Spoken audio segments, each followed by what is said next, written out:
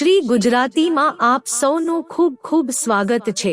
એક જુદી જ માટીની પત્ની। આ વિડીયોમાં તમને ઐશ્વર્યા અને અનિકેત વચ્ચે થઈ વાર્તા સાંભળશો। અનિકેત, તું બીજા લગ્ન કરી લે। હે, શું કાંઈ પણ? આજે આપણી બીજી એનિવર્સરી છે અને આપણું કમિટમેન્ટ છે। હું જે માંગુ એ તું મને આપીશ, હે ને? હા ડિયર, પણ આ તું મજાક કરે છે। અનિકેત, તારા સોગંદ હું મજાક નથી કરતી। તને કાંઈ ગંભીર રોગ તો નથી લાગ્યો? તું કેટલા મહિનાની મહેમાન છે? જે હોય તે ચોખ્ખું કહેજે।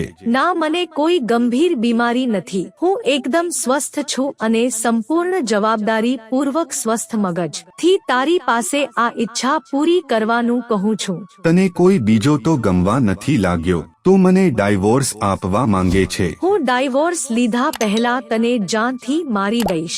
આ સીધી વાત તારા મગજમાં ઉતારી લે। હું તારા વગર સ્વર્ગે પણ જવાની નથી।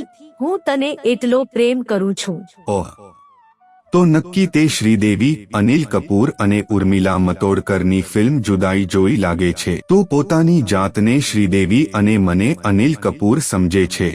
કઈ ઉર્મિલા એ તને લાલચ આપી છે? બોલ, કેટલી મોંઘી ગિફ્ટ જોઈએ છે? બંગલો, ગાડી, મારા નામે જે પ્રોપર્ટી છે હમણાં જ તારા નામે કરી દઉં છું। બસ અનિકેત, મને શ્રીદેવી બનવાનો કોઈ શોખ નથી। મેં પહેલા જ કહ્યું, મારું મગજ સ્વસ્થ છે, મને કોઈ લાલચ નથી। તને ખબર તો છે મારી મહિનાની સેલેરી તારી સેલેરી કરતા 20,000 રૂપિયા વધારે છે। મારા પિતા અને કાકાનું જે કંઈ પણ છે એ બધું જ મારું છે।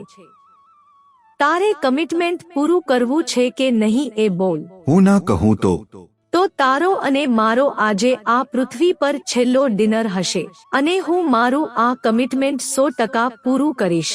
આ શું તું દરેક વાતે છેલ્લો દિવસ કરે છે? પેલા દિવસે તારા કહેવાથી મેં અમેરિકા જવાનું કેન્સલ કર્યું, કેમ કે તે મારા દેશને જે દિવસે હોડીશ એ દિવસે મારો આ પૃથ્વી પર છેલ્લો દિવસ હશે એવું ફરમાન જાહેર કર્યું। અને આજે માનવામાં નથી આવતું કે જે ભારતીય નારી પોતાના પતિને બીજી કન્ટ્રીમાં જવા દેવા તૈયાર નથી એ પોતાના પતિને બીજી સ્ત્રી સાથે પરણાવે છે। તારે કોમેડી જ કરવી છે। મારી સેન્સ ઓફ હ્યુમર ક્યાંય નથી ગઈ ડિયર।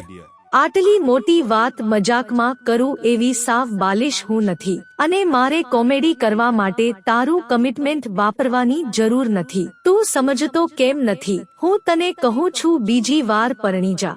સારું, પણ તું જ મને કહે બીજી કોણ? મારું કોઈ લફરું નથી। તારી સાથે જે હતું એ હજી ચાલે છે। લગ્ન પછી પણ હું તને એક પ્રેમિકાની જેમ જ ટ્રીટ કરું છું, એટલે તારી આવી બધી વાત સાંભળીને પણ મેં તને એક ટપલી પણ નથી મારી। એક તો આજનો દિવસ પણ તારો અને મારો જ છે અને તું આજે જ બીજી લાવે છે।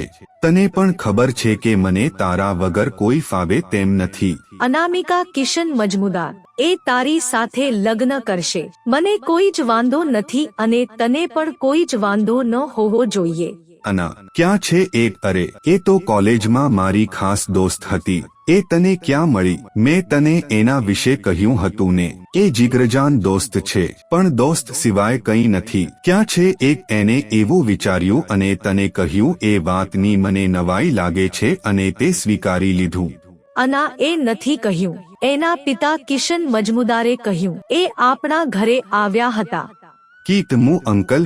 એ ક્યારે આવ્યા? તે મને કહ્યું કેમ નહીં? અને એ આવી વાહિયાત વાત કરે જ નહીં। અરે, એમના જેવા ઊંચા દરજાના પ્રોફેસર અને એક પ્રતિષ્ઠિત કોલેજના મુખ્ય ટ્રસ્ટી, જે મારા તારા જેવા હજારો વિદ્યાર્થીઓના ગુરુ અને માર્ગદર્શક છે, આવી વાત કરે? તું જે કીમુ અંકલની વાત કરે છે એ મારા પણ ગુરુ છે અને ગુરુજીને લાસ્ટ સ્ટેજનું ખતરનાક કેન્સર છે। તને તો ખબર જ નથી અને મને પણ કાલે જ ખબર પડી। અનામિકા કોલેજના સમયથી મનમાં ને મનમાં જ તને પ્રેમ કરતી હતી અને આપણા લગ્ન થયા પછી એને પ્રણ લઈ લીધો કે એ આજીવન કોઈ બીજા સાથે લગ્ન નહીં કરે। શ્રી ગુજરાત એ પ્રણ હવે ગુરુજીને ડંખે છે। એમની અંતિમ ઈચ્છા છે કે એમના જતા પહેલા એમની અના લગ્ન કરીને સંસાર વસાવે। એટલે તું ઈચ્છે છે? કે હું આના સાથે લગ્ન કરું. આજે મને ખબર પડી કે હું તારી દરેક વાત કેમ માનું છું. કેમ કે તું પ્રેમિકા એ જુદી માટીની છે અને કંઈક જુદી માટીની પત્ની પણ છે.